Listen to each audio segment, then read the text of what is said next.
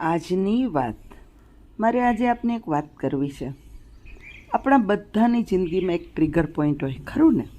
Trigger point એટલે શું? કે જે દબાવવાથી આપણે ગુસ્સે થઈ જઈએ, ટેન્શનમાં આવી જઈએ, ચિંતા થઈ જાય, આપણને એવું થઈ જાય કે હવે જિંદગી જીવવા જેવી જ નથી, ખરું ને? એ ટ્રિગર પોઈન્ટ શું હોઈ શકે? કોઈ પણ ફિલ્ડમાં આપણે નિષ્ફળ જઈએ, પરીક્ષામાં સારા માર્ક્સ ન આવે, મા બાપને કેવું લાગશે, આજુબાજુવાળા શું બોલશે, દોસ્તો આપણને નિગ્લેક્ટ કરે. આવા કેટલાય ટ્રિગર પોઈન્ટ છે જેને લીધે ઘણીવાર તો લોકોને આપઘાત સુધીનો વિચાર આવી જતો હોય છે. તો દોસ્તો, આ ટ્રિગર દબાવીએ અને આપણે રિએક્ટ કરીએ તો કેવું થાય ખ્યાલ છે? સોડા બોટલ જેવું. સોડાની બોટલ હલાવો, એને એક ટ્રિગર આપો, હલાવો અને પછી ખોલો ને એટલે ફટાક દઈને બહાર નીકળે, ખરું ને? અને એની જગ્યાએ જો પાણીની બોટલ હોય તો તમે ગમે એટલું હલાવો ને એને કોઈ ટ્રિગર નહીં લાગે.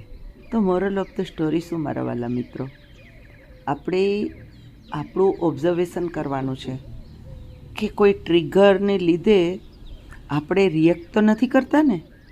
કોઈ આપણને ગુસ્સે કરી શકે, કોઈ આપણને ચિંતા કરાવી શકે, કોઈ આપણને તણાવમાં નાખી શકે, કોઈ આપણને ડિપ્રેશનમાં નાખી શકે. તો દોસ્તો, એ ટ્રિગરનો પોઈન્ટ હોય ને અને જ્યારે આપણે રિએક્ટ કરીએ એની વચ્ચે એક સ્પેસ હોય છે, એ ગેપ હોય છે. અને એ ગેપની અંદર છે ને આપણે આપણી જાત સાથે વાત કરવાની છે કે આપણે આમાં શું કરવું છે. એક પોઝ આપવાનો છે અને એ પોઝ છે ને એ જ લાઈફ ટર્નિંગ છે.